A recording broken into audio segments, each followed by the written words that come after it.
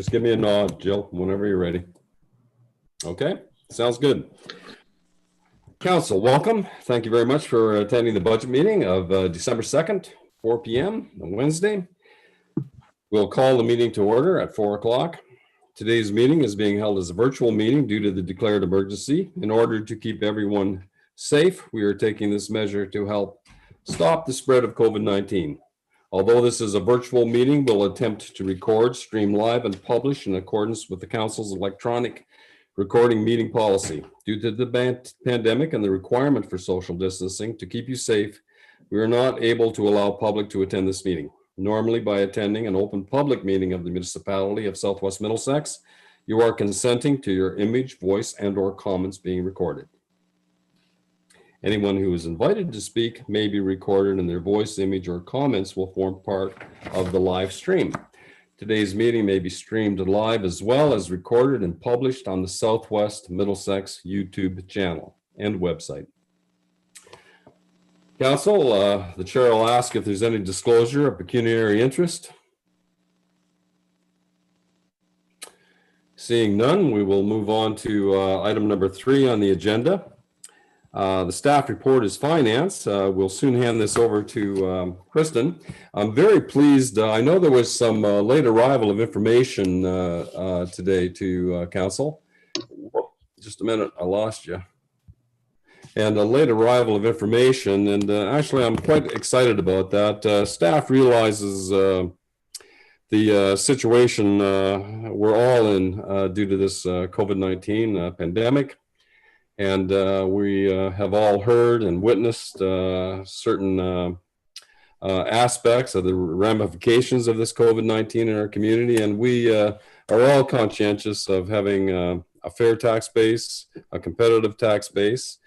And administration, I had the pleasure of speaking to them several times over the past week. And Kristen is putting before council today a proposal that might expedite the process to some degree. Again, I want to reiterate that we are not in a hurry to pass this budget. There's lots of time for discussion, but in other words, this is a proposal that kind of cuts to the chase, so to speak, that may provide more efficiencies in discussions. And at this time, I'll hand it over to Kristen. Take it away, Ms. McGill. Thank you very much. Good afternoon, everybody. We've put together a bit of a recap and an overview, as well as some recommendations from staff. And we've made the assumption that we want to get to a 1% tax rate increase that is up to council. I usually try and stick to a recommendation that's pretty close to the cost of living. So we anticipate that to be about 1% by the end of the year. So I think, let me just share my screen here and I'll go through the recap. Is everybody seeing a summary page right here? Yeah. Okay. So at the November 25th budget meeting, council reviewed the results of the budget survey, capital budget proposals, and operating budget. So council has all of the information, including your budget binder, information in order to make the decision. So I figured today we could recap where we currently stand and then offer some proposals to get us to a manageable. And we may be jumping the gun, but if you are interested or you're accepting of the recommendations that staff provided, that could approve the budget or. Excuse me if I could, Kristen. Yeah. Is it possible that you could maybe put a headset in? You're cutting in and out. Oh, yeah. Unless I'm the only one that's hearing that. No, I here. We got it. Yeah. Okay. Yeah. Just connect here. Thank you. You're very welcome. Nice.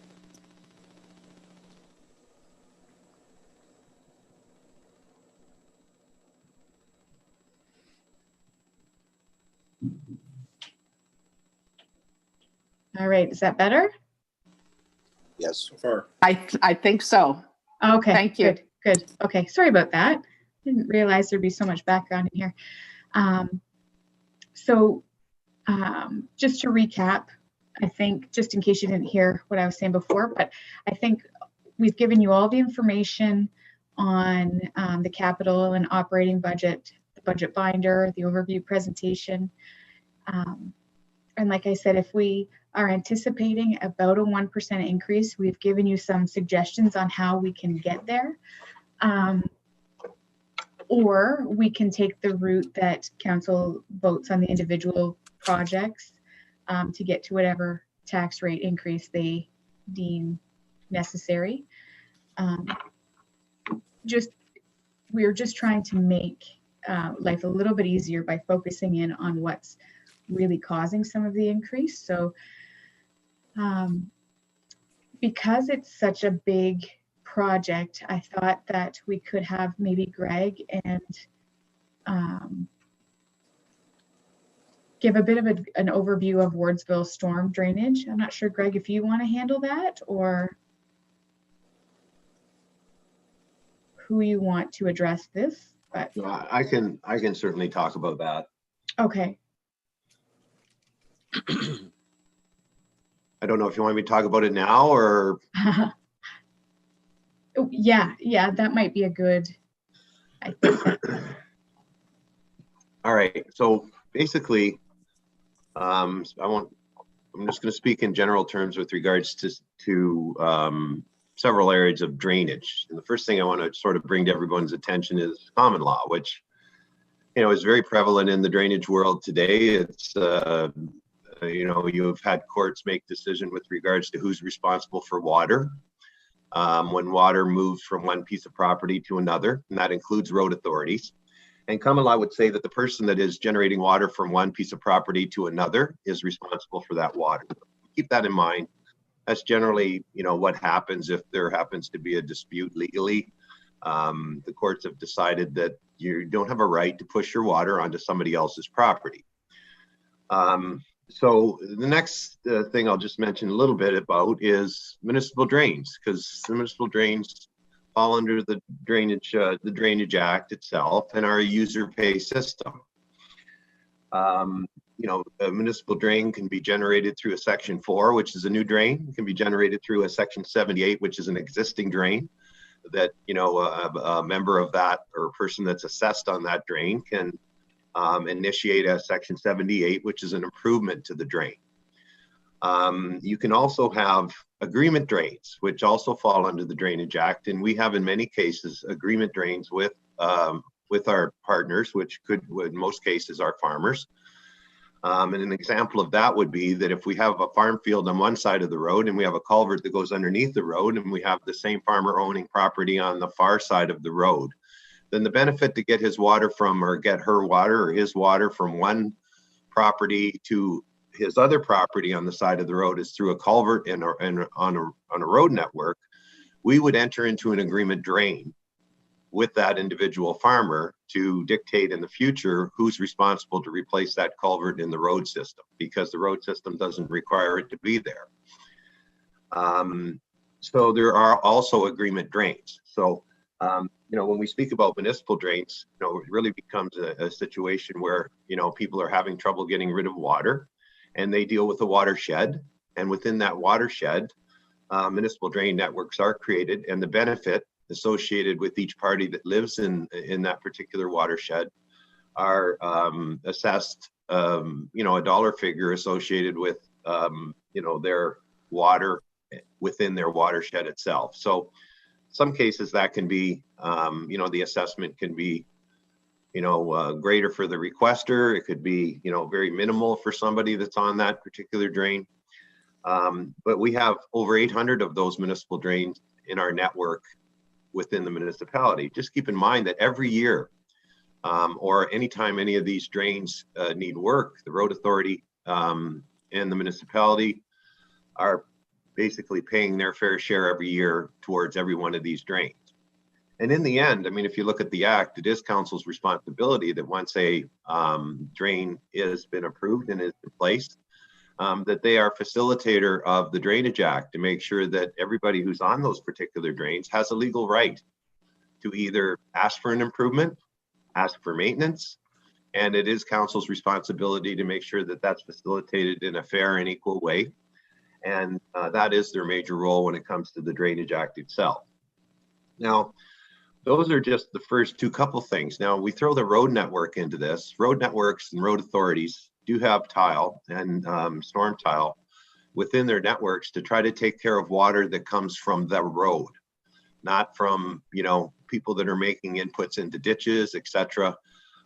We realize that that happens, but if you look at the profile of a normal ditch, it has a backside berm on the ditch, and on the ditch itself, that would prevent the movement of water from one property to the road authority and from the road authority network onto other pieces of property. But we all know that that isn't the case in every situation that we have. We have situations where the road authority just doesn't have proper ditches. We also have situations where the actual farmers have cut off the backside of the berm to farm the property, which then creates this network of water that kind of moves between the road authority and private property. So, but typically, like say for the improvement that we did in Appin, that particular road network, when we recreated that particular road, included a storm network that was going to look after our public roads. There is a wide variety of you know, issues associated with the road authority in certain parts, because like if you look at Glencoe, I mean, Glencoe has curbs, gutters. It has a way to capture the water on the existing roadway, take it to catch basins and get rid of it. So the whole purpose is to try to keep that water on the public road authority property, and we get rid of it so that we don't affect anybody else. Then we look at situations like Wardsville where we don't have any curbs and gutters. So there is this clash between the road authority water and private water. And, you know, in some cases that's easy to resolve. In other cases, it's not easy to resolve. So the last part of this ends up being private storm tile, where, you know, historically, you know, there have been connections made to road authority networks. We see them in Glencoe. You know, in some cases we have agreement drains in place for those. In other places we don't. So, I mean, if somebody has an issue, say at their home, you know, where their sump pump's working, you know, more than it normally does, we do complete investigations in every one of those particular complaints that we receive from people to try to determine, you know, how we can help them resolve their problem. We don't really need to do that, but in some cases, you know, some of these historical connections have occurred. Our bylaw would prevent any type of those connections currently. But we, you know, we still want to try to help people because we realize that, you know, they're going to have trouble getting rid of their water. Now, in certain cases, if you look at the new Tanya development that we have, we created 2 easements there because of the problems on Rowe and Ewan Street and the Anderson Streets in Glencoe.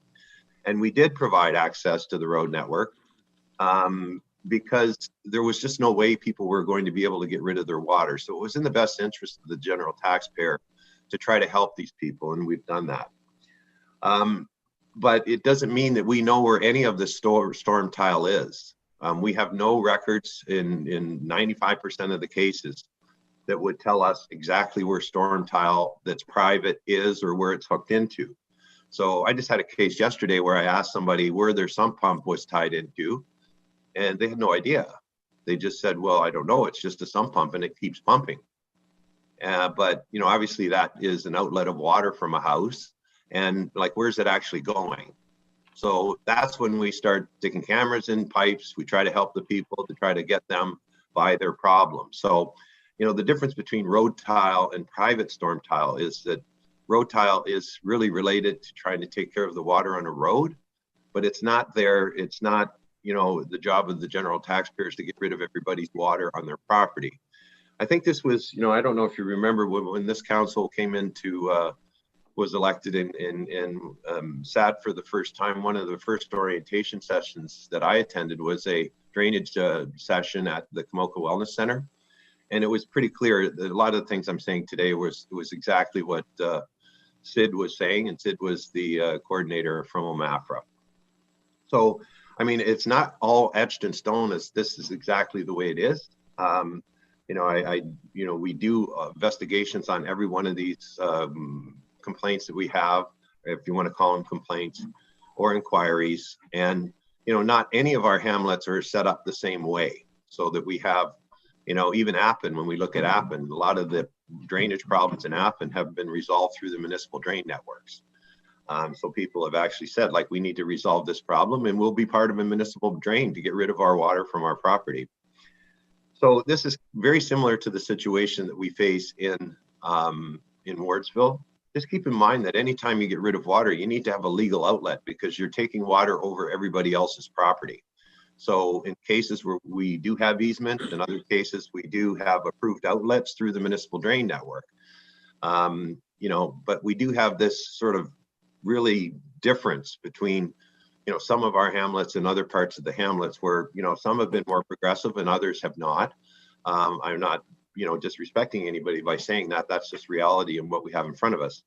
So, you know, in Wardsville, it's been very difficult because, you know, we are sitting in a situation where we have an extensive road network there, and we've had a lot of piecemeal work that has gone on up there.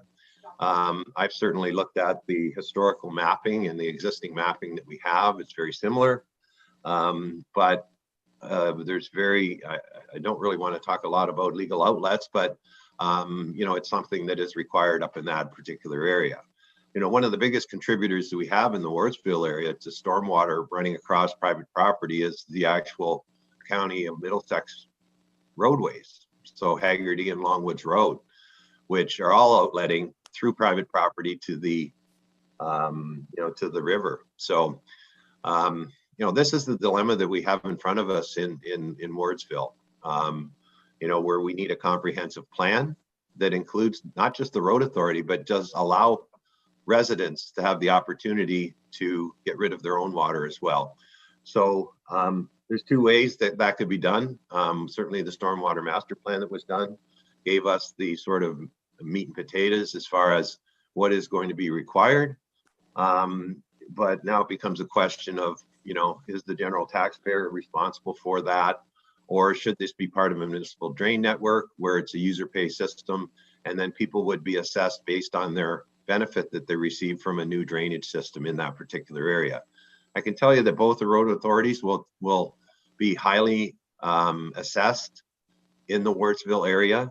And I think if you see, you know, I'm not gonna sort of, I'm not gonna, you know, get into Kristen's presentation too much, but, you know, there is an effort for us to put some money away for the future, which would be general taxpayers' money for the future and our future commitment towards, you know, towards the work that's going on in Wardsville.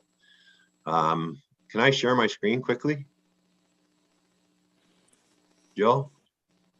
Yep, you're a co-host, Greg. Okay. So I've just pulled, can everybody see this? This is Yes. Appin. So what I'm showing you in Appin right now is the actual municipal drain network. And you can see these small blue lines that are here. These are all drains that have been created for all these people here to get rid of water, including the road authority. So as you can see, even running out this end of town, you have off Dugald. And I know when you go to Dugald, you look at that road and you go, wow, boy, beautiful swales along the road, nice catch basins. But if you look, this drain runs all the way down this particular area. This is how these people get rid of their water. But they have paid through the Drainage Act to have that happen on their properties. And you can see the outlet runs out here to the McMaster drain. You can see the same thing that happens on the west side, which is the McAfee drain, and even on the back side up here at the B Park drain. There's an A Park drain and a B Park drain. The area that we've had trouble with there is Wellington Road, or Wellington Street, which at this far end, which is not part of any of those drain networks. So, and you can also see down here, you know, where you've got municipal drains going here. So what you've effectively had is you've had commitment from people in this area, including the farm community, to participate in getting rid of their stormwater and using the Drainage Act for that purpose. So when I look at, you know, if you just look straight at storm tile, and if I take drainage off, you know, the municipal drains are going to disappear, and now you're just going to see the road network, and all these particular catch basins and your lines here are related directly to the road network. They're not related to private property. Now, if somebody in the past has hooked into this network, and that has happened through previous drainage superintendents, through previous public works managers, you know, that can go back 20, 30 years, 40 years, etc. So that's why we have to do an investigation in each one to try to help the people, because they often do not know where their pipes go from their sump pumps, or where they, you know, when they gather water around the footing of their buildings, where that water is deposited or outletted. So, you know, this is sort of a balance, this one here in Appin, and it's very similar in Melbourne as well, where we have municipal drains that go right straight through Melbourne. So I don't know if that helps, but, you know, that's just sort of a general synopsis of what, you know, water is all about and drain networks, you know, and, you know, the municipal the Drainage Act itself is in place for, it is a good reason, because it is a good piece of legislation, because it does allow people to resolve their particular issues based on common law. And that's, you know, that's what we, you know, that's what we expect. You know, there's no doubt though that even in Wardsville, the water is muddy somewhat there, because you've got, like, even in the case of Ontario Street in Wardsville, where you've got that massive hill where all this water is coming off that property and running across the road and then infecting other people. Well, the road authority is very much being affected like all the rest of the people there. So yes, do we just say that? No, we haven't. We've said, look, we'll try to do stuff to help people, but it doesn't mean that, you know, we're going to, you know, rebuild that particular road and that's going to resolve this issue. If we went to the Drainage Act and applied the Drainage Act in Wardsville, it would bring both road authorities to the table to be responsible for what they're responsible for. And it would also give the residents in Wardsville an opportunity to participate and, you know, have outlets for their water on their property. And, you know, so generally that's what drainage is all about for me. I don't know if anybody's got any questions. I hopefully that is explained well enough. If we could maybe just finish the rest of the presentation and then maybe deal with all questions, whether it's Wardsville drain or other at the end. Sure. That's good. Okay. Everybody Yep, else? go ahead. Okay. Let me just share my screen again.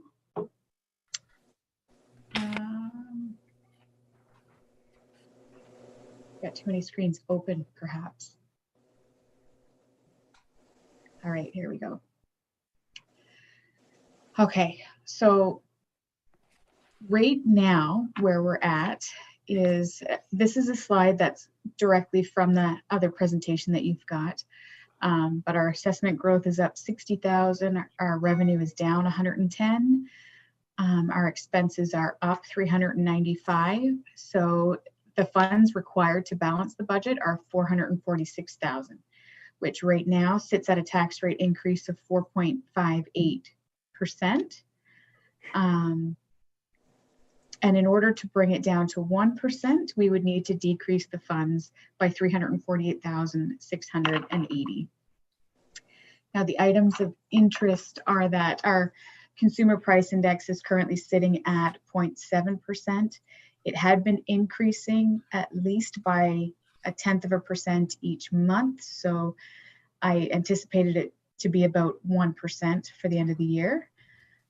And we are still waiting on the OCIF formula fund amount, but that wouldn't change what we need to raise in taxes right now. We could just expand existing projects and use those funds to cover those projects if we'd like.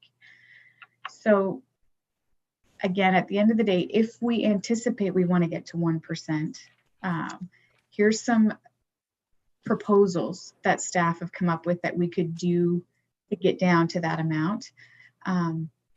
Now, this is, again, is just to focus council a little bit on where the increase is coming from. You could see on the last presentation that the majority of the increase was coming from capital, and these are all capital proposals that were proposed to be funded through the tax base. So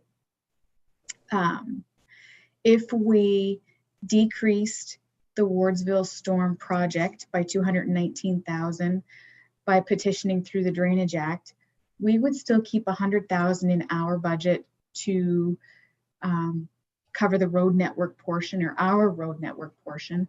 And we would need to do that each year for probably the next 10 years until this project was finished. The rec master plan came in at more expensive than we thought, so we need to put a bit more away for that.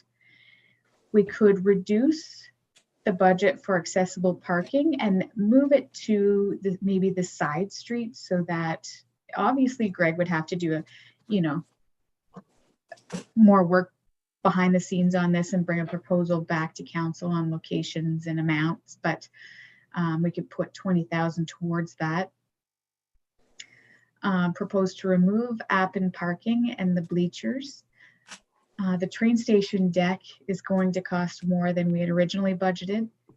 And we could remove the municipal parking lot, repair the Historical Society roof, and then increase the sidewalk budget just to bring us up to the 1% tax rate increase.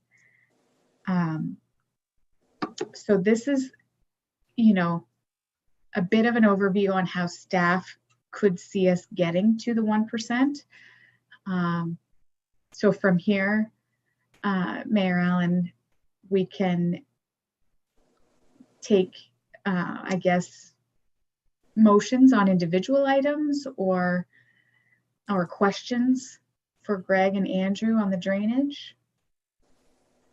But that's the information from staff. Okay. Well, Kristen, thank you very much. I think this information, as I indicated in my opening remarks, is fairly new to council. It is no small feat to reduce the budget by 3.6% on the tax rate. It was a lot of contemplation was done on this, and I think where you see some of the things taken out of the budget and removed, really in a sense had something to do with COVID-19. A lot of these are entertainment, were based on the proximities of entertainment and social venues and things like this. For instance, it may be some time before we utilize the services of a grandstand, or it may be some time before we get theater back in Appin. So some of these decisions were as a result of the pandemic that we find ourselves into. Now, we certainly realize that this will be over someday. We're not sure when, but at such times, these projects are not going to be forgotten. They're just going to be delayed. And I think, Kristen, if it's not going against your protocol, I'm sure there's some questions council will have. And perhaps council, if you have questions, not only direct them to Kristen, but direct them to Greg in terms of the discussion on drainage he had. And please direct those through the chair, and between Greg and Kristen, we will get answers. If we need any clarification, we have Andrew and Jill with us as well. Go ahead, council. We'll give this opportunity for discussion or questions. Yes, go ahead, Deputy Mayor Wilkins. Thank you, Mayor Mayhew. So I have a few questions, if I could, and they'll all be to Greg. Greg, so if I understand you correctly, Appin currently has 8 municipal drains. Is that correct? Yeah, it's around that number, but we have different branches there, but pretty close. Okay. And when we did rebuild the road a few years ago, and I realized that was before your time, we did put a drain in, and that was to drain the road, correct? Correct. You did touch on that earlier. Okay. And the other question I have wrote down here is, do we have legal outlet to county drains now on county roads?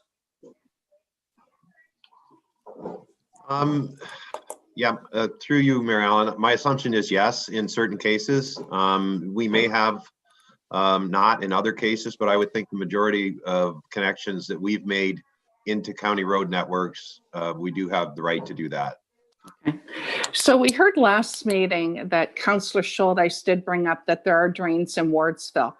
And I assume they have been there for a long time. I've been here 35 years, and I know that there has been repair work done to some on Davis Street over that time, but I don't think any new ones have been put in. Are they actually drains, what you call drains, or are they just catch basins? Could you clarify that? Yeah, through you, Mary Ellen, I'll use your example of Davis Street as an example, you know, where there's 4 homes on that particular street. You have one line that runs down the public right of way of the road to a catch basin that's at the corner of that last street. Mary Gay, I'm not sure, it'd be Davis, and just where the old Reeve used to live. That's right. Yes, so there's a catch basin right there that's on the road. Amy. Yeah, Amy Street. Mm-hmm. And then that diverts out into that particular home's backyard. And then there's catch basins in the middle of the backyard, and then that then in turn outlets into the river. We have no legal outlet there. And really that line was not put in for the road, but was put in for the particular people that live on that road. So we have cleaned that particular line out because it is on a road edge and it does have a catch basin. So in that particular case, we went in there, cleaned that all out, but we couldn't resolve the connections that were made to it by the private residences there. That's something that they would have to resolve themselves. So we did all the camera work. I mean, we do have, and even just up from there, we have another line that runs behind a whole bunch of houses there. But it's not related to the road. It's just an old drain network on an old road allowance that's there. But in those cases, we've gone in there as well and tried to help people with those, because that's right behind Water Street, and certainly Councilor Levink would know that we have some huge issues associated with Water Street there as well. So that drain you're talking about would be on the corner of Hannah and Davis, or just down a bit. Yeah. Okay. Yeah. So Greg, sorry. Go ahead. No, so those particular networks, because they end up on the roadside, there is a benefit to the road because there's obviously road water that runs off there and goes into the catch basins. So we've looked after those, but we've been hesitant about going into somebody's backyard or into their property to try to figure out what their problems are on their property to get water to those particular road systems. And we don't have any kind of agreements in place for those. So it just becomes a situation of investigation, but at times becomes a situation where the landowner wants to get rid of their water, but really can't because, they may have restrictions in their own tile, etc. So again, that's one of those ones that's not really, the way it's supposed to be. But, and if you look at the north side of the north part of Wardsville, it's very similar where, they've really kind of put drains in just east by, people having issues. And it hasn't been related to the road. It's kind of been related to the private issues that we've had. And, sometimes it ends up where catch basins are on the side of the road. And if that's the case, we go into those catch basins to try to help people. Okay. Thank you. I'll be done for now. Mayor Mayhew, I'll let somebody else ask. We'll move on to Councillor Vink. Go ahead. Thank you, Mayor Allen. First point I want to bring up, there was something in the e-file for Canadian Standard that I said there was several drains in Glencoe, but I said there was no municipal drains in Glencoe. And Mary Gay touched on a little bit about the existing drains, and that's my point. When my point always been that I like to see same sort of services throughout the municipality. And my question would be, if you had a drain that's in Glencoe and it's not working, are you gonna ask for a municipal drain? I don't think so. I think it's gonna be fixed. And I'm thinking that all these existing drains in Wardsville should be fixed because they were already paid for by the ratepayers, same as any other municipality.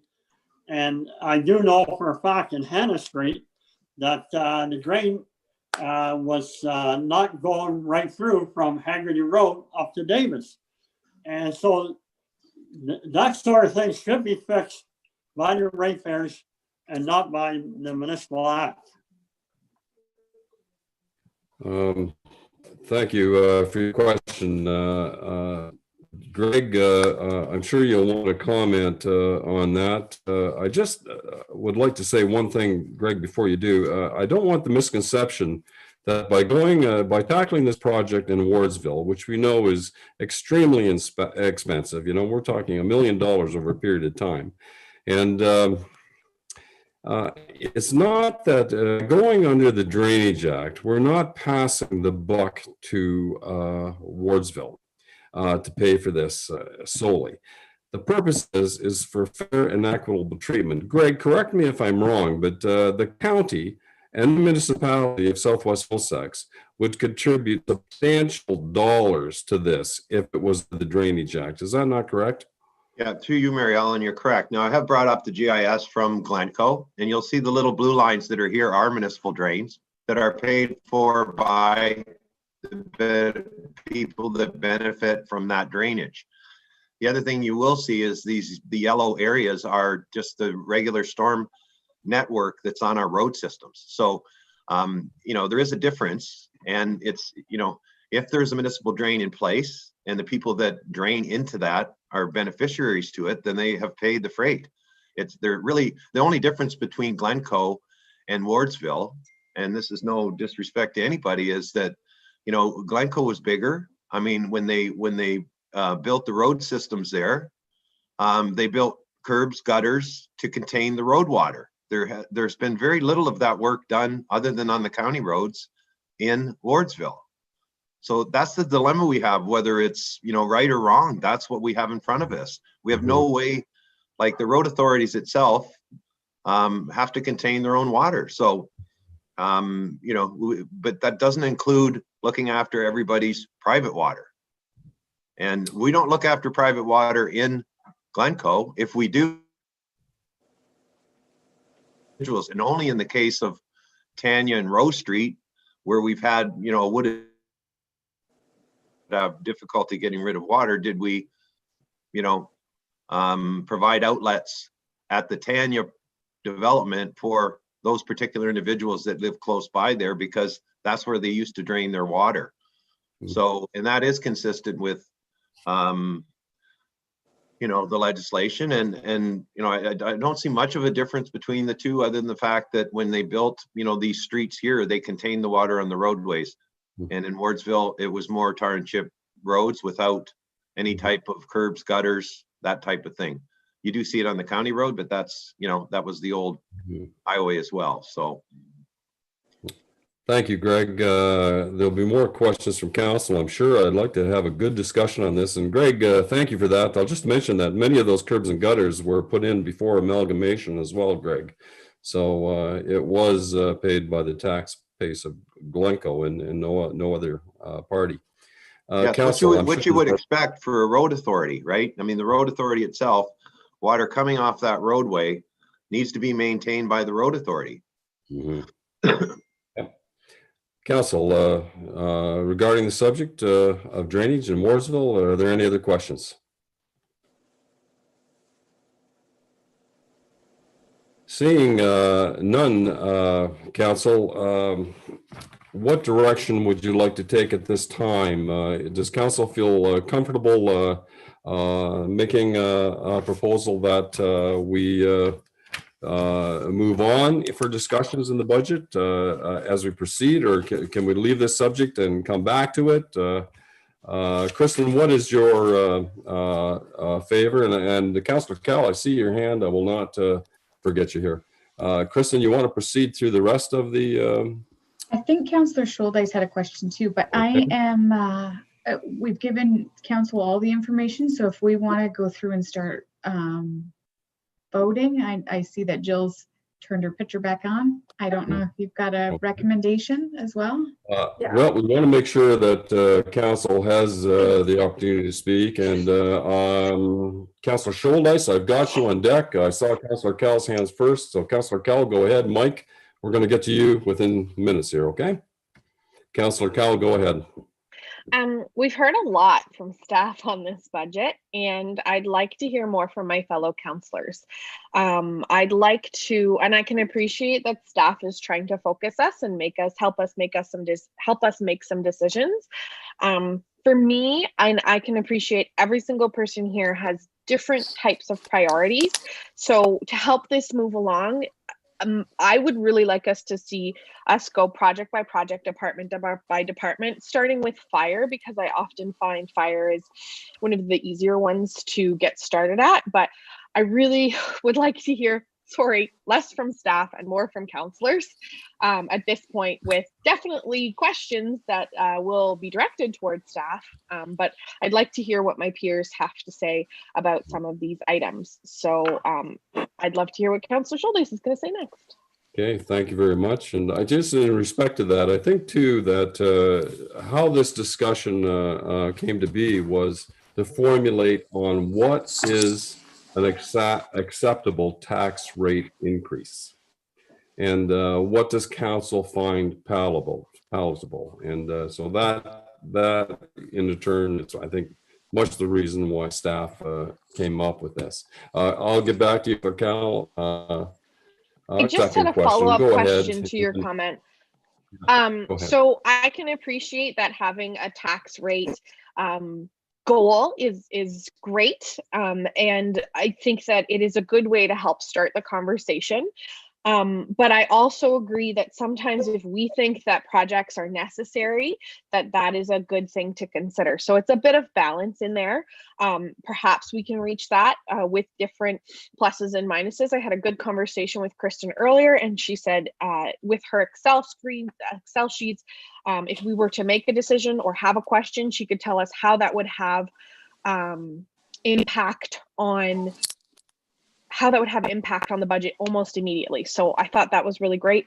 But this year's kind of a tricky year in the sense that we made some decisions about interest that are having a bottom impact on our bottom line for budget over $100,000. Assessments from MPACT are having an impact on our bottom line, another over $100,000.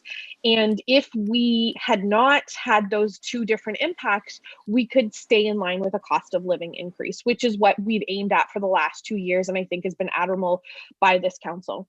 This year might be that different struggle because of the fact that we've made these decisions that have impacted our bottom line. Anyways, I'm done with that bit. Okay. Thanks very much, Councillor Cal. Councillor Schultes, sorry to keep you waiting there. Mike, go ahead. Thank you, Mayor Mayhew. Will we be coming back to this during the capital presentation, or are we going to be voting on issues now as we move forward, and in particular the Wardsville drainage? I think it's council's choice, of course. If you want, as long as our discussions can have, it's our responsibility to get some traction in these discussions, to make it more than just a vocabulary, so that we can move forward. I think this Wardsville matter is of such significance financially that it would assist council, I think, greatly to come to some decision on that. If we if we go through the Drainage Act, we're getting closer to that 1%. If council decides not to go through that Drainage Act, we obviously will not be anywhere near that 1%. So I think that one decision is paramount. That being said, I'm very open to discussion on other matters of capital interest, capital budgets, Councillor Schultes. I think there's room for discussion on that. But that Wardsville issue has the largest price tag. Go ahead. Second question, Mike. If I could continue then, Mayor Mayhew. Yeah. Thank you.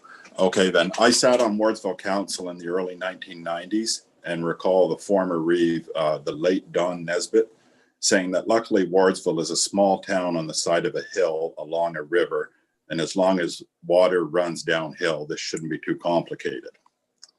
I realize things aren't quite that simple these days, but expecting Wardsville area residents to fund a $4 to $5 million project without even notifying them in advance seems unreasonable and disrespectful to these ratepayers.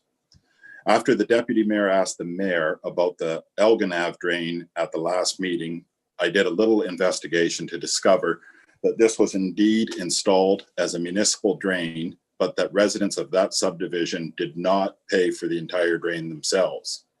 Instead, it was paid for by the entire village at the time of amalgamation. I also understand that the drains that service Appin were installed by the whole of the former township of Eckford, although repairs are now billed to individual property owners. Given that this situation in Wardsville has been in the making for decades and that only 2 areas are presently expressing any issues, in addition to the fact that we are presently in a pandemic, I will not be supporting this motion. Okay, well, thanks, Councillor Scholdice. There certainly is room for different opinions here, but again, I want to reiterate that there will be substantial costs to the municipality as a whole for this. The residents of Southwest Middlesex will be investors in this project, not to mention the fact that the county will be the only way to get the county to participate as investors in this project is to go through the Drainage Act. And this motion was deferred. The motion to go through the Drainage Act was deferred so that further discussion could take place, that further analysis by staff could take place. And we've had Greg's report today to explain the benefits of the Drainage Act as it may apply to Wardsville. But again, I don't want our listening audience to have the impression that Southwest Middlesex will not be investors in this, nor the County of Middlesex as well. Council, any further? And again, we are deferring this, so Council is this is what we want, discussion on it. We cannot defer this conversation forever. Council's purpose is to make decisions, and through discussion, we'll endeavor to achieve that. Go ahead, Deputy Mayor Wilkins. Thank you. Thank you, Mayor Mayhew. So Councillor Scholdice says there's only 2 areas of concern in the village, but I know for a fact a property owner that has lived here since 1985 has complained to the former village of Wardsville multiple times, has complained to the county multiple times, and has also complained to Southwest Middlesex more than a few. Now, you wouldn't realize that and know that because this property owner hasn't complained this term. But Councillor Vink has been here long enough that he should remember that this property owner has complained more than once while he's been on council. So that's not really an accurate statement, Councillor Scholdice. There's more people in Wardsville that have water issues. Some of them have chose to deal with those issues themselves. Some of them have tried to fill a petition in only to find out that it wasn't carried because they were the only ones that wanted the drainage issue resolved. So I will correct you on that and tell you that if you're going to correct problems on the other 2 areas you're talking about, then you've got to correct all of them, to be fair. Thank you very much, Deputy Mayor. Councillor Scholdice, I see your hand up again. Go ahead. Thank you, Mr. Mayor. I just wondered if the Deputy Mayor could identify those areas. Yes, I will. I will identify those to staff members. That doesn't really help with the discussion. Okay. So I think the discussion is, Councillor Scholdice, that if we're going to fix 2 sections of Wardsville, then we need to be prepared to do all the areas that have water troubles and concerns. And I believe that council has a right to know what those areas are. And I will share that with staff. Okay. I'm not sure the property owner wants that divulged right I'm just now, asking but for I will areas share of that. town. Okay. Just areas of town. Just areas in town. Like They're West Street. actually, the areas of town are actually north at the top of the hill. Okay, I want to remind council too that during these discussions, we can disagree with each other without being disagreeable. Okay, so we want to keep everything. And I think Deputy Mayor Wilkins has not had the authority to divulge these names to identifiable individuals, but she will advise staff. And Mike, I'm sure that if you contact staff, they'll give you those parameters. Deputy Mayor Wilkins? If I could continue, I know of 2 households on Hannah Street that have corrected their own water problems with their own money. I'm wondering what we would be prepared to say to those property owners. Well, we can't turn back the clock, Deputy Mayor. Greg, if you would like to address that question on drainage, go ahead. Well, But, yeah, through you, Mary Ellen. I mean, the only thing I will is just make a comment with regards to the Drainage Act and the public process associated with the Drainage Act. I mean, you know, we've extensively committed ourselves to council and public scoping for all of our drains that we're doing. This would be no different. There would be no direct assessment to people. There would be a process put in place by the drainage superintendent to scope Wardsville, to find out what people would really want to do with regards to their drainage problem. And that's what I would expect would happen as our first step. That doesn't commit anybody to any kind of funds. What it does is it will bring information back to this council table so that they can make an informed decision. If that process determines that nobody wants to do anything about drainage, then I think that discussion needs to happen at council. This will be a process that staff are committed to hearing from everybody who lives in Wardsville as to what their drainage problem is and whether they're willing to be a participant in resolving the issue. You know, the other thing I will just say quickly is that, you know, I don't think anybody would realize the numbers of problems that we have in Wardsville unless they sat in my office or in Andrew's office, because we get a lot of complaints and we've done a lot of investigations up there. Our goal is to try to resolve and to help the people in Wardsville, but that wouldn't mean that we just appoint an engineer and start assessing people. The public scoping aspect of the Drainage Act is something that would apply very well in Wardsville and would then let us gauge what people would want to do and bring that back to council so that they can make an informed decision moving forward. thank you, Greg. Councillor Cowell, go ahead, followed by Councillor Vink. I have two comments. My first one is, it's my understanding that the report that we received that had all of the engineering already sort of gave an estimate about how much each suggested stormwater solution would cost, and the work entailed, and theoretically on today's cost. So we understand in 5 years, some of those costs might increase, but at least if we were to decide tonight to do all of those projects this year, we would know what the costs were based on today's pricing. So we do have some expectation of what a specific project will cost. We just don't know how everyone will be assessed. And that's the piece that's missing that might have an impact on ratepayers. Is that my understanding? I'll let Greg, I believe so, but I'll let Greg confirm that. I could. Yeah, so through you, Mary Ellen, and to Councillor Cowell, I mean, it's pretty straightforward. We paid for a stormwater master plan, which outlines basically how we would deal with the installation or the implementation of new infrastructure in Wardsville itself. You know, that money is not going to go to waste. And the other part of that is that through the drainage superintendent's public scoping of the community, that would be a big part of the presentation that's made to the people, to let them know that we have put money into this and this is how we get this resolved, etc.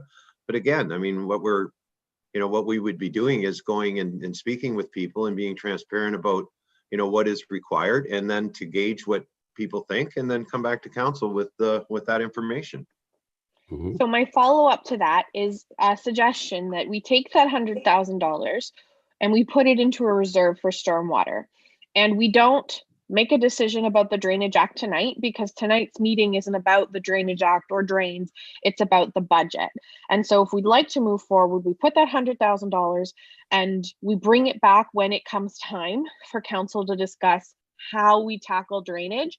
And we'll know that in the 2021 budget, $100,000 has been set aside for any type of project that is happening in Wardsville.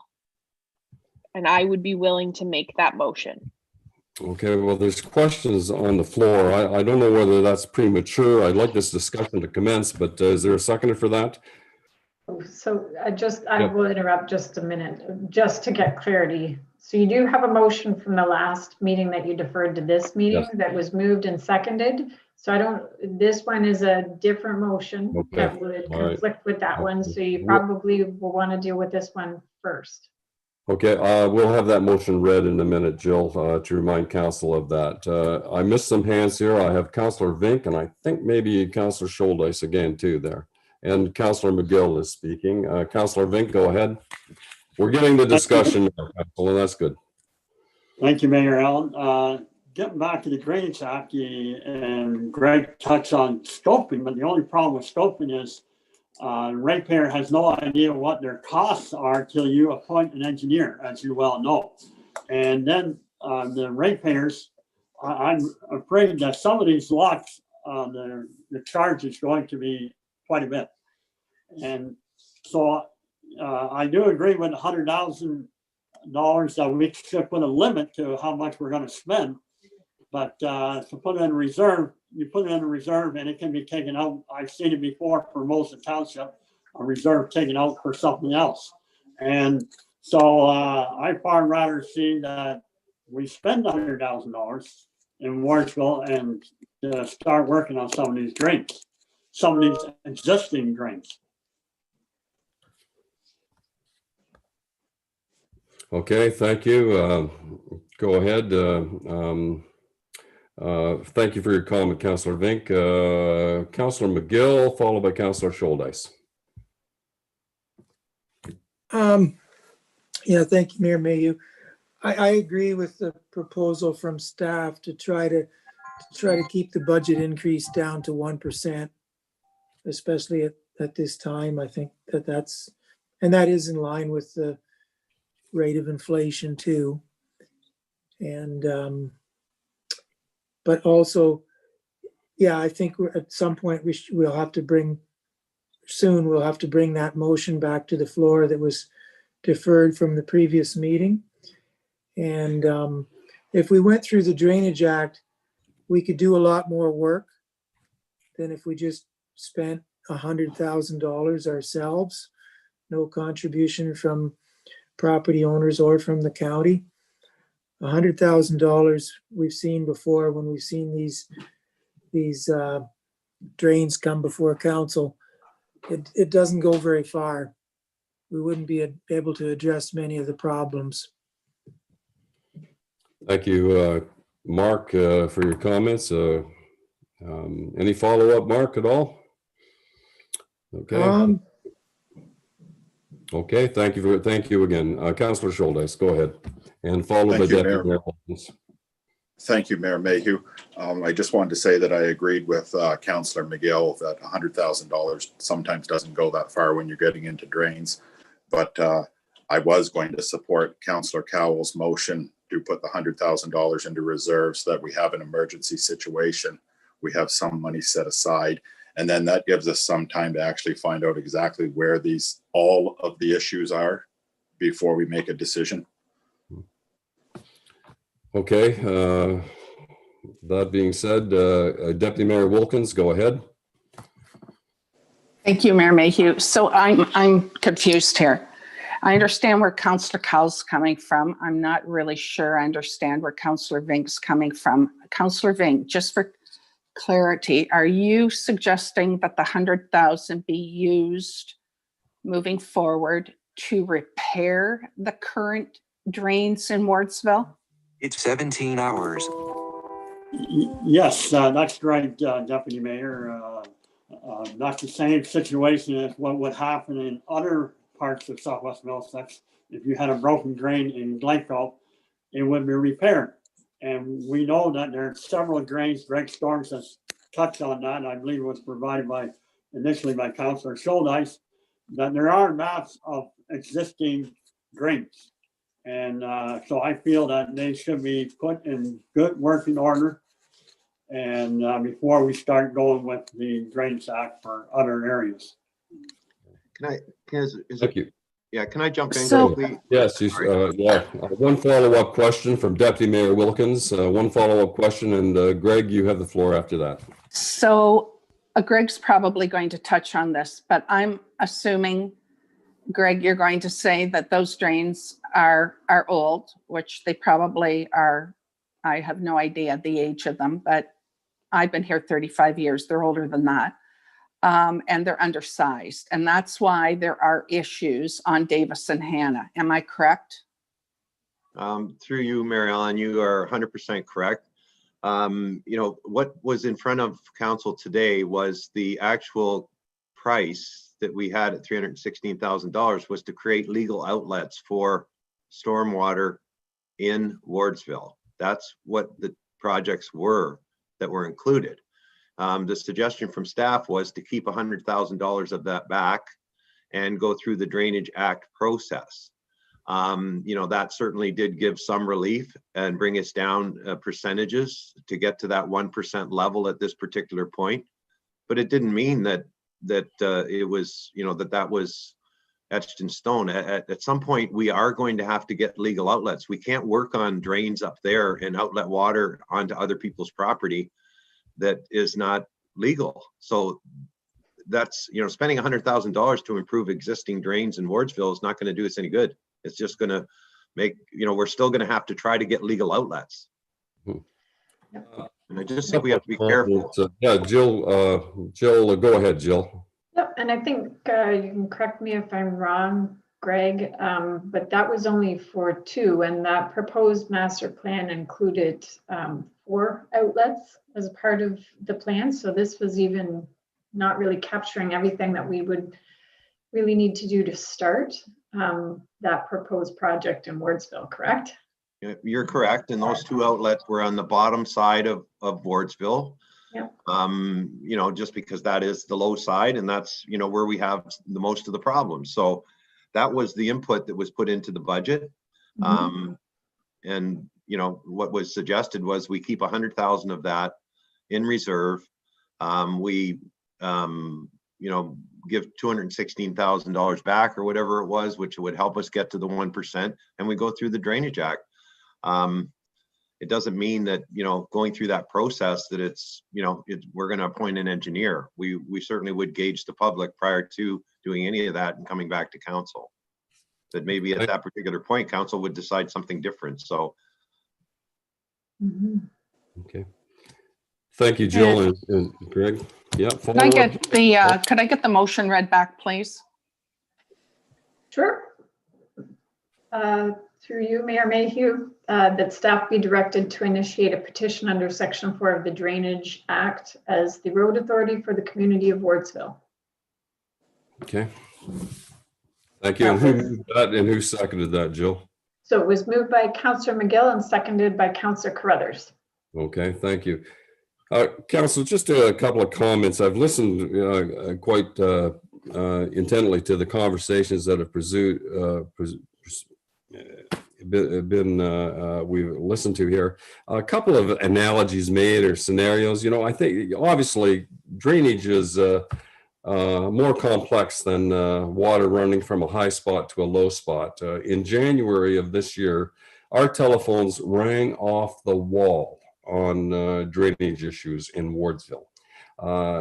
Numerous complaints on that. And I think, again, when you put a Band-Aid solution on it in terms of the $100,000 or what it can do, if that was intended to repair emergencies, Wardsville needs more than a Band-Aid solution. Another comment I keep hearing about is the history of the drains in Wardsville. We paid $30,000 for a study on the drainage works of Wardsville, and we got a reasonably complex document. So you can judge history, but I think it would be more prudent to look at the report and what its findings were. And it's, that is where we should take our direction. Another thing too about this Drainage Act, that it allows the ratepayers of Wardsville some convenience in terms of financing their section, their apportionment of cost. As again, I'll say the county and the municipality will be putting a significant amount of money in this. But for the contributions that the people in Wardsville will be making on this, that can be amortized over a period of time to make the improvements to their property very palatable. And we have some leeway on how long we amortize that. It could be 10 years, it could be 20 years, it could be 25 years. And that is of great benefit to property owners who want to improve their property and not suffer a significant amount of capital outlay. The amortization cushions that to a very large degree. So there is a benefit in that we can address some complex drainage problems in a way that is comfortable financially for homeowners. Some may wish to pay it out outright on a line of credit, but if in the event they want to amortize it over a period of years, as can be done over the Drainage Act, it certainly cushions the blow. And I think people,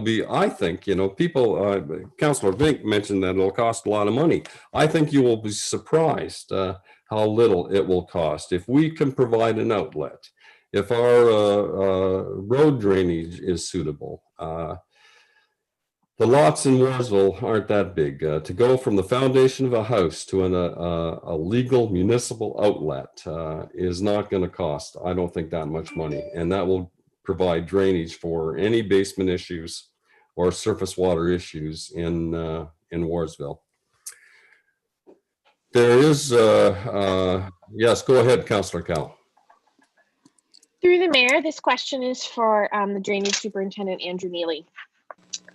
So what happens if we move forward with the Drainage Act motion and we decide we're going to have these assessed through the Drainage Act, and it comes up that assessments are whatever they are, and we decide we don't want to move forward? So the question is twofold. What happens to the money that we've set aside for this? And can it be used in a different way? And the other side of it is, as we are the petitioners of the road allowance, do we have the ability to withdraw the petition and say, no, we don't want to do this? Through you, Mr. Mayor, yes, that is the way that it works under Section 4 of the Drainage Act. When there is a sole petitioner being the road authority, and if that is the case, then the petition is no longer valid. The cost for the engineering up to that point, given that it would be the road authority, it would be paid out of general funds, and the project would no longer proceed.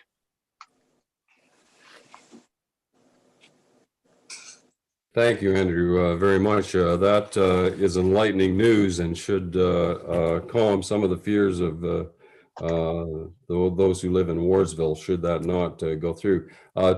Three hands are up on the screen: Councillor Vink, Councillor Scholdice, and Deputy Mayor Wilkins. Go ahead, Councillor Vink. On this issue, Mayor Allen, I just have one more remark or question to Greg.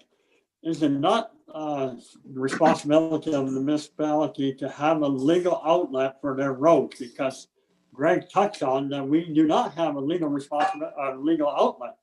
And therefore, I believe the Southwest Middlesex ratepayers should be paying for this legal outlet on Southwest Middlesex roads. I believe they will under the Drainage Act, Martin, but certainly Greg can answer that. Well, through you, Mayor Allen, I agree with you.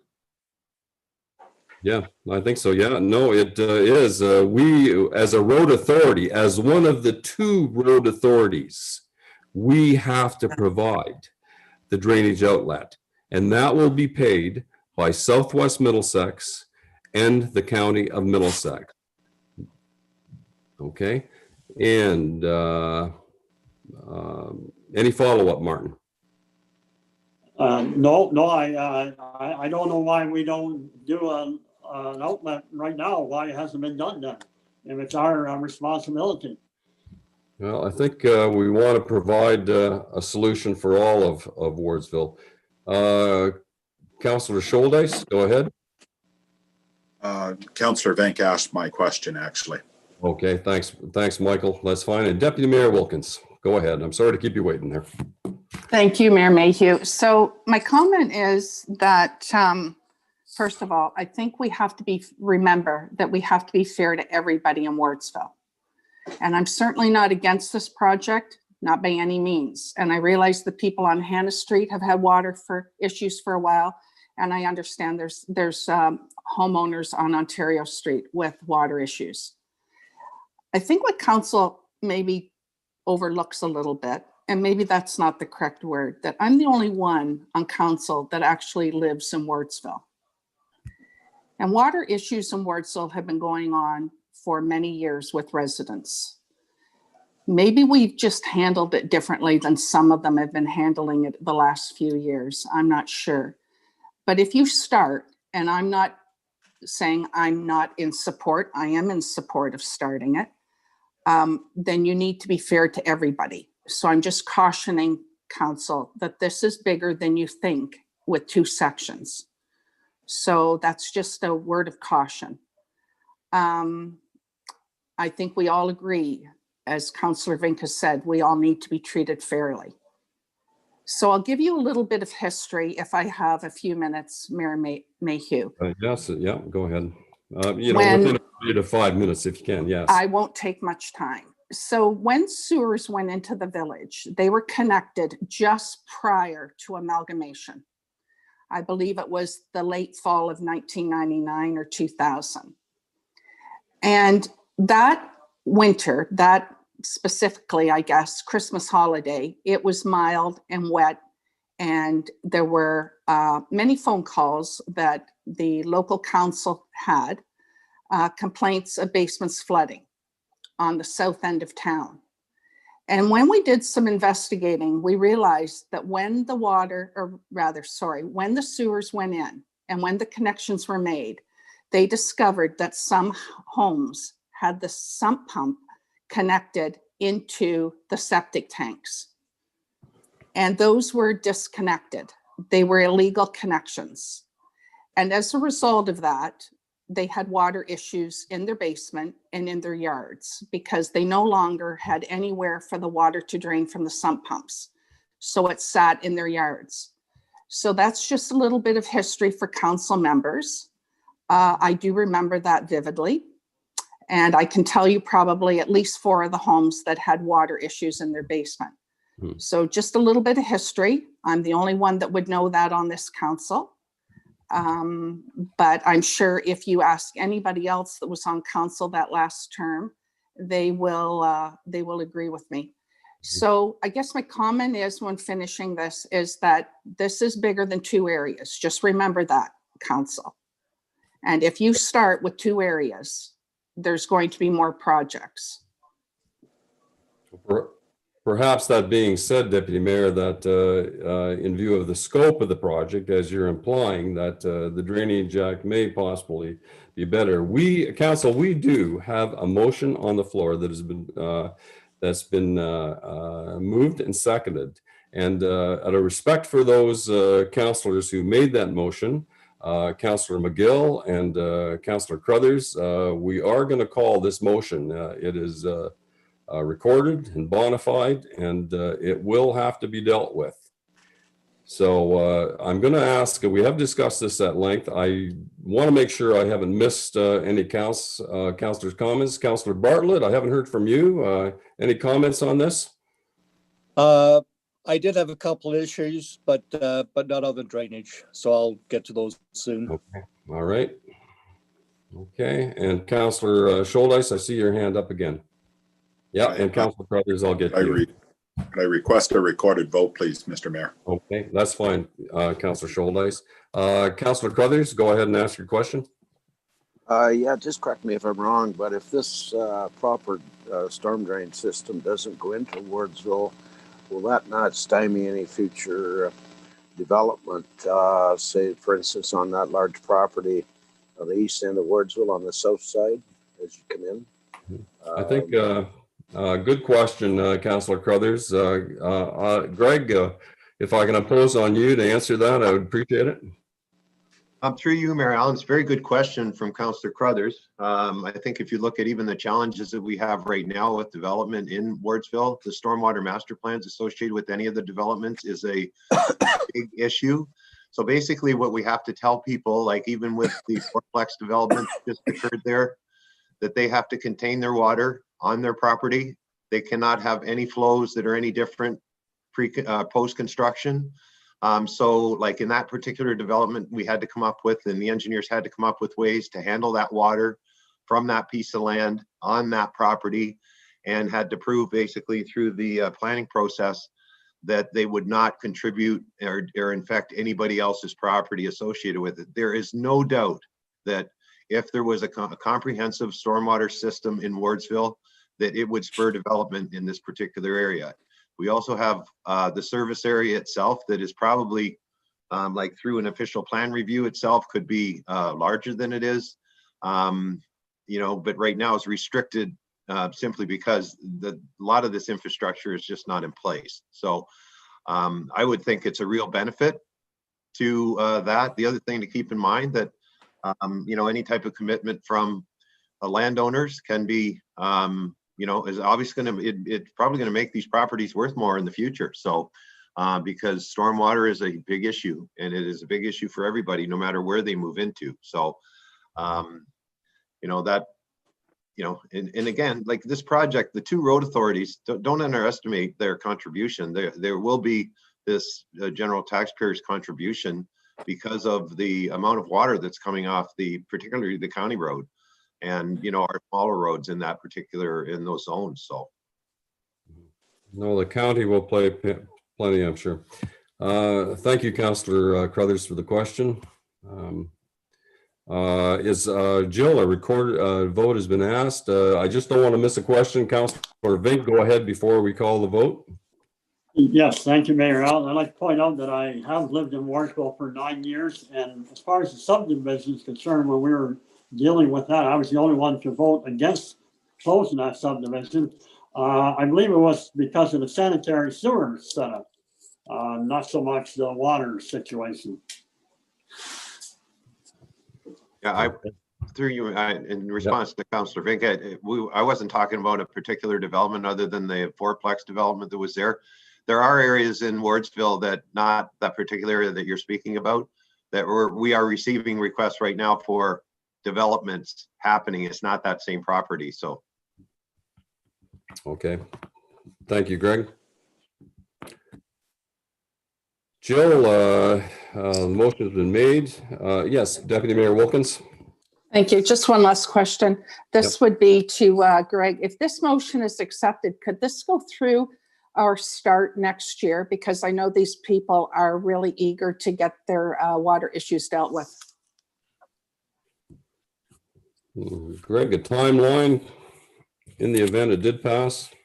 Well, I think Andrew could, through you, Mary Ellen, I think Andrew could speak to that part of the process, and maybe you can, Andrew, just talk a little bit about sort of the scoping end of this as well, or do you see it all just transpiring under a Section 4? I mean, because we do have the stormwater master plan that's in place. We can share that information with people to get an idea, and certainly the road authority is willing to sign a Section 4 to move the project forward. But my hesitancy always in being the sort of the petitioner under a Section 4 is that, I don't want to be seen as the road authority forcing people to spend money.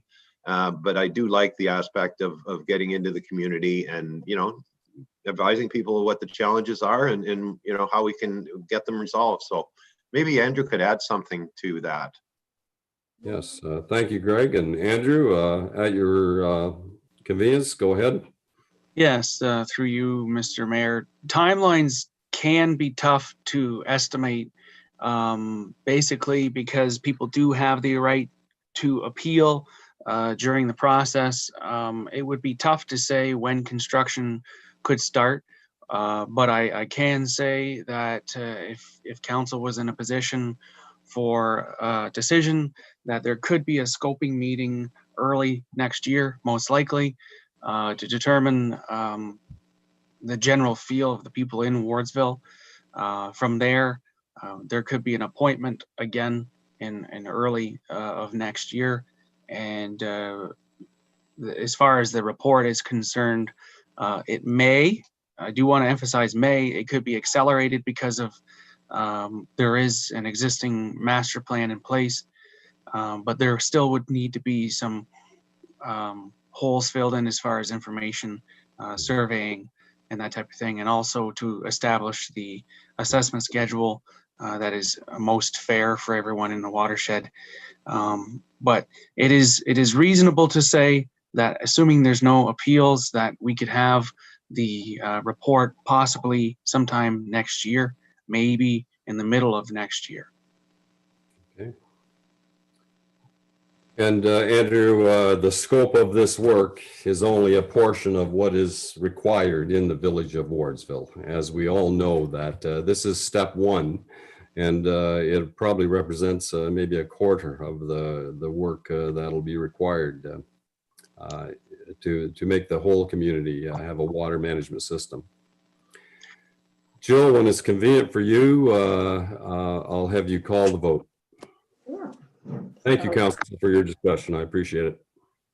So Councillor Scholdice, No. Deputy Mayor Wilkins, I'm sorry, yes. Mayor Mayhew, Yes. Councillor McGill, Yes. Councillor Carruthers. Yes. Hold just one moment. Yes. Sorry, that was my computer that just said we're going to time out, but I'm ready. Councillor Cowell, Yes. Councillor Vink, No. Councillor Bartlett, Yes. and the motion carries. Okay. Thank you very much, Council. Council, I'm Mayor- going to take Mayor Mayhew, if I could just make a comment just quickly and I'll be done. yes.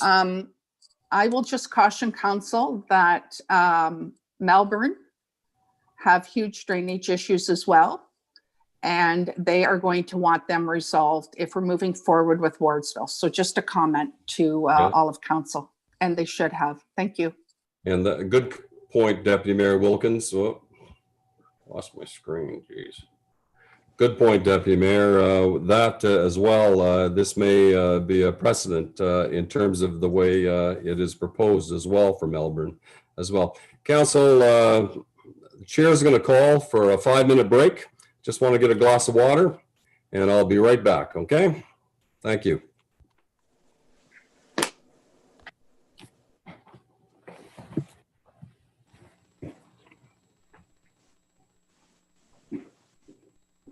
Can I ask a question while on break of Kristen? Sorry, yes, go ahead. With that decision being made and us being at 200,000, so we took the 200,000 off. Could you just tell everybody what the tax rate would be at if we passed everything right now?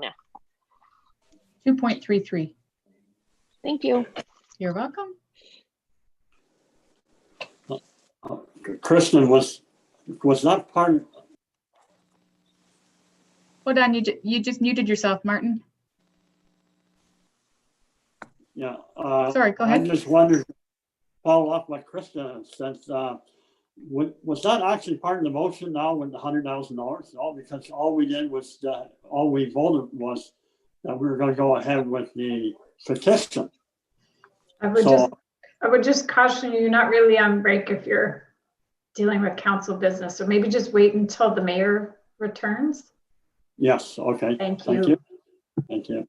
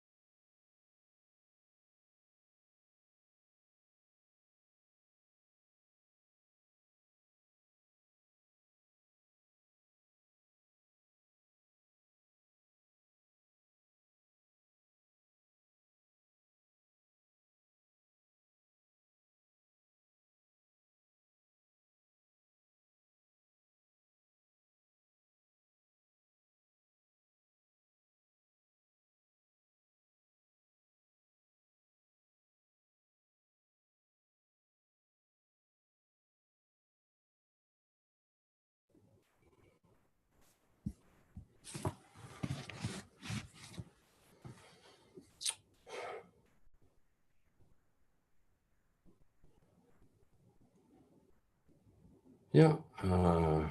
Council, we'll give the benefit of the others in the meeting to maybe have a couple of minutes there. I don't see their picture on the screen. Just want to welcome Fire Chief Schewel. It's glad to see him on the screen. And Kendra, nice to see you as well. Thank you, Mr. Mayor. That's good. Just anywhere. I'm running out of room. on my desk. I don't think I have a spot on my desk that's empty. Okay. Krista, you largely drive, Kristen, you largely drive the budget here, and I don't want to overlook any concerns that you have, Kristen. In respect to your slideshow presentation, I'm just wondering, the one where you identified the projects to attain that 1% tax increase, and the ones that have been put aside. There didn't seem to be a lot of discussion on that slide, and it concerns me a bit. I'm not sure how to interpret that as chair, whether council are against this recommendation in terms of the categories that we have here. Before we proceed into other discussions on the binder, can we revisit that quickly? I'm just wondering how we, I know Councillor Crothers had some concerns on the Historical Society roof, and there was concerns expressed in the past about the train station deck and things of that. And the recreation master plan, I thought would get some discussion as well. Well, if I could, Mayor, why don't we kind of take them in maybe a couple of groups, so that there's 2 increases proposed, one being the rec master plan and one being the train station deck. And that's just because the costs that have been,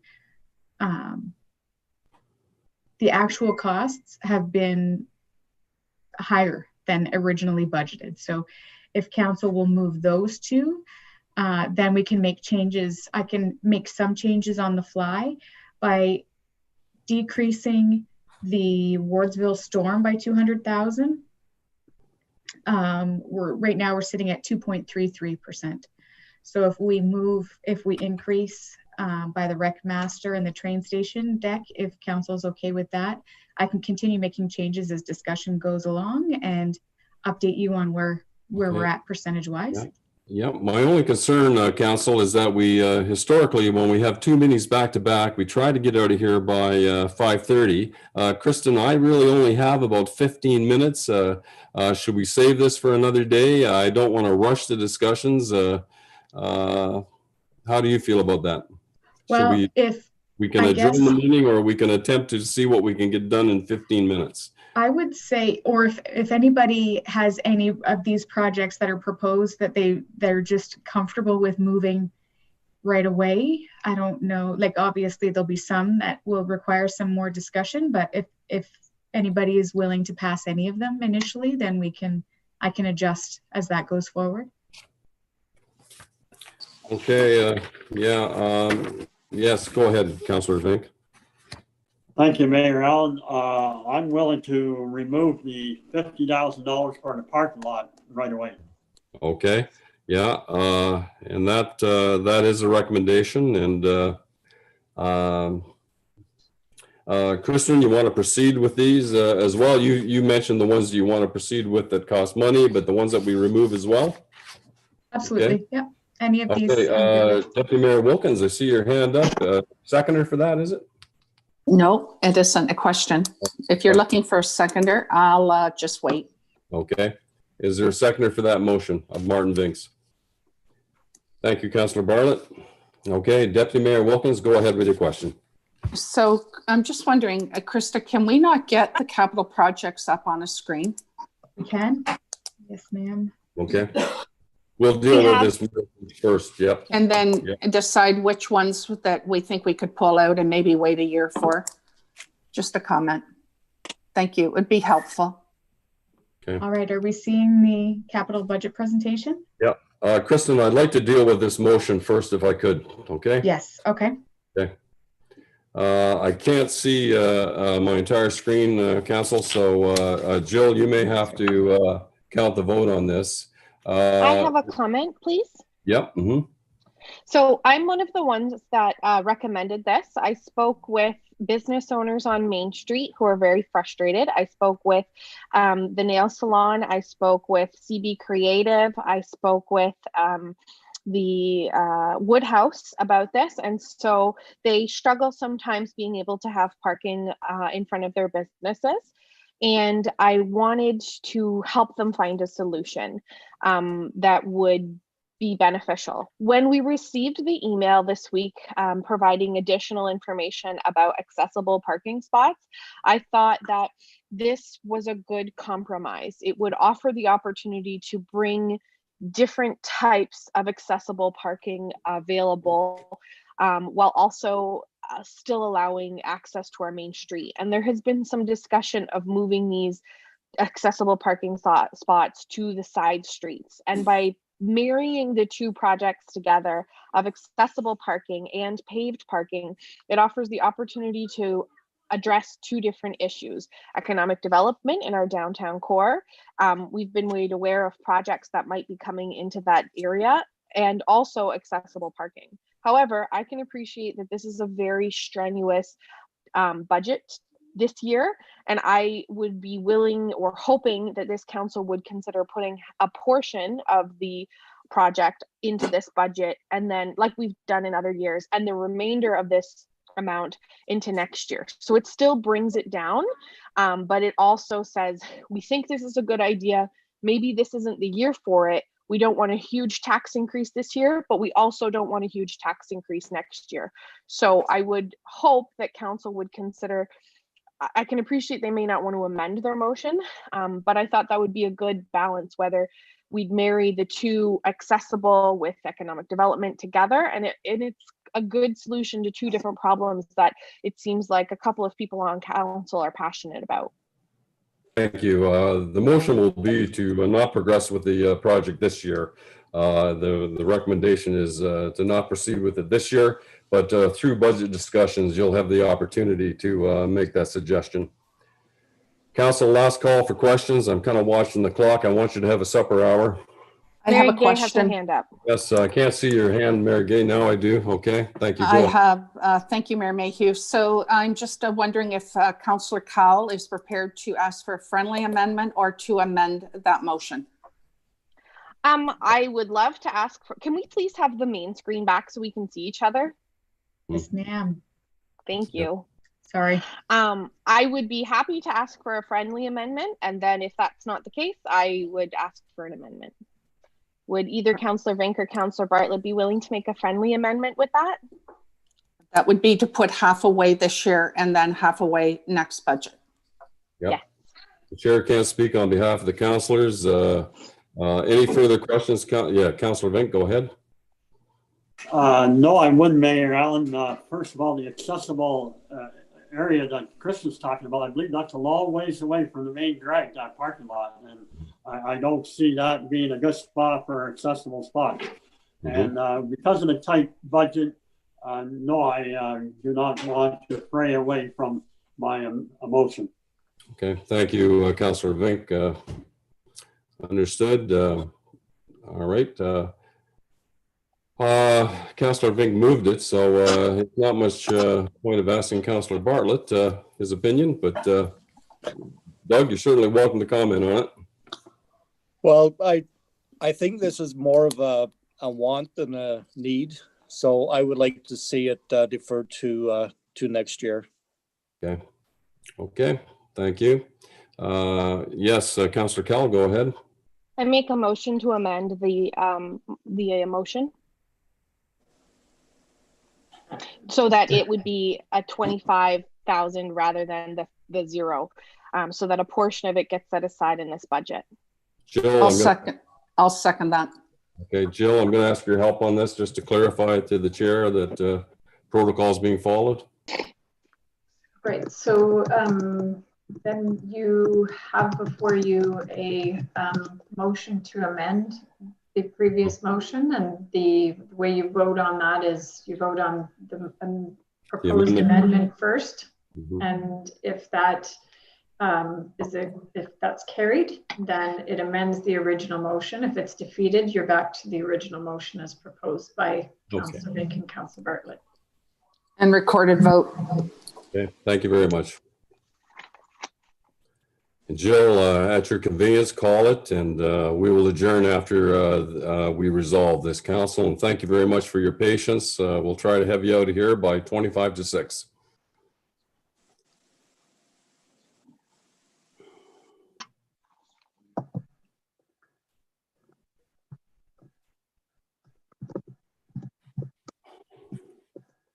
Could we read out what we're voting on, please? That's my question. Yeah. Councillor Cowell, if you want to word your motion first.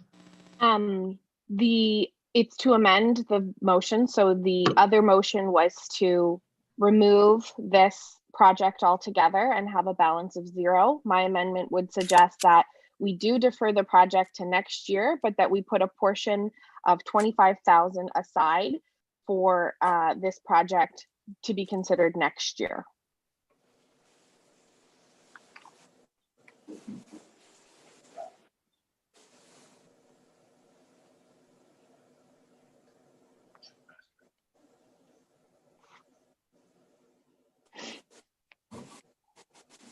Jill, if you need any clarification, don't be afraid to ask there. And seconded by Deputy Mayor Wilkins.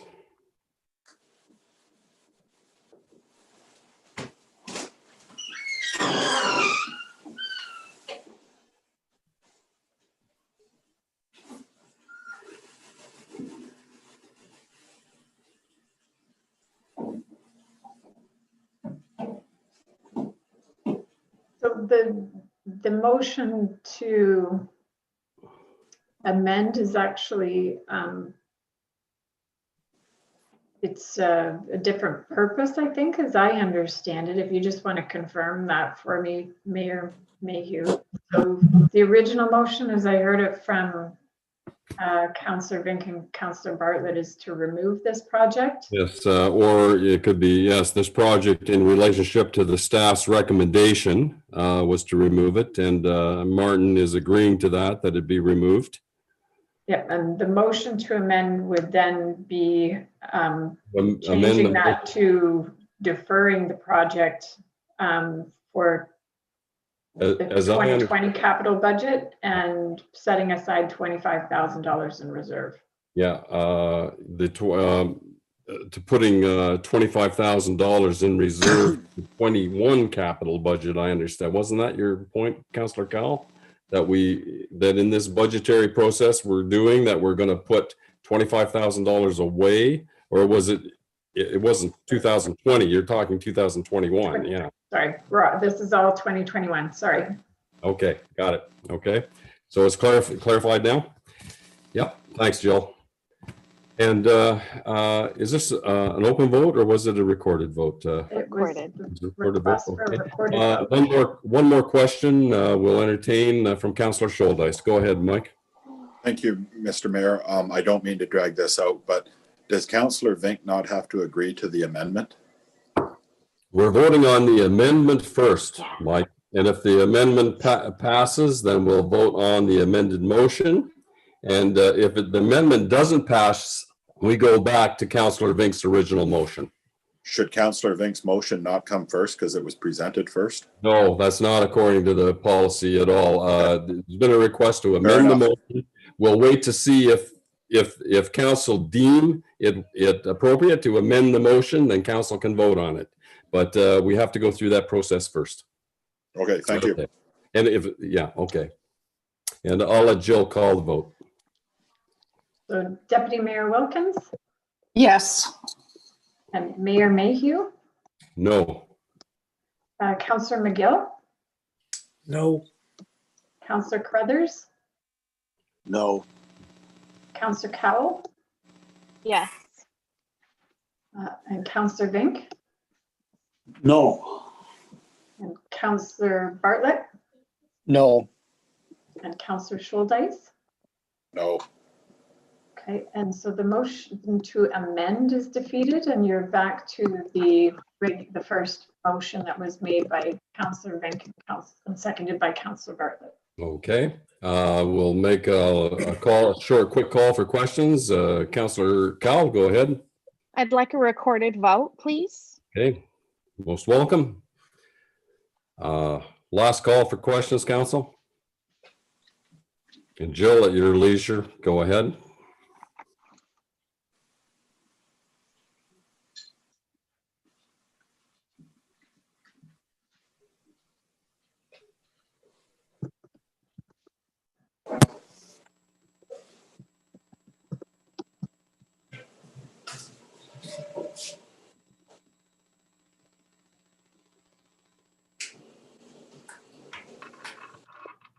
I take no joy in informing the business owners that this will not be supported when they have struggled through these economic hard times. So well, I'm in pretty close contact with the business community as well, Councillor Cowell, and there are issues on Main Street, but I wouldn't say that this is their biggest. Perhaps we're talking to different business people, but from my observations. It's likely. I have done a poll, and many other economic development people have done poll that many of the small business people in rural areas are women. So I make an effort to get in contact with them because a lot of times they're underrepresented when it comes to the decision-making process. So perhaps we are talking to different people. Yep. We'll let council makes the decisions. We'll see how it goes, and we all move on. Can I ask for the motion to be reread, please? Thanks, Doug. So this is the original motion that council removed the capital project for the municipal parking lot on McKellar Street and Lovell Street in Glencoe from the 2021 capital budget. Thank you. Are you ready, Mayor Mayhew? Yes, whenever you're ready. Go ahead, Jill. Okay, Councillor Cowell? No. Councillor Vink? Yes. Councillor Bartlett? Yes. Councillor Schuldeis? Yes. Deputy Mayor Wilkins? No. Mayor Mayhew? Yes. Councillor McGill? Yes. Councillor Carruthers? Yes. Motion is carried. Okay. Thank you, Jill, and thank you, council. We took a chip out of that tonight, but there's many more pieces in the mountain to get through. And thank you again. We'll adjourn the meeting at 5:44. Oh, Mayor, can I just let everybody know that with the removal of those two, we're at 1.82% right We're now. getting closer. Thanks very much, Kristen. That's valuable information. And considering we took that, I think from 4.58, I believe, is what the original was. So we're heading in the right direction, council. And again, thank you for your questions, council. Thank you, staff, for your contributions. We look forward to seeing you at 7 o'clock.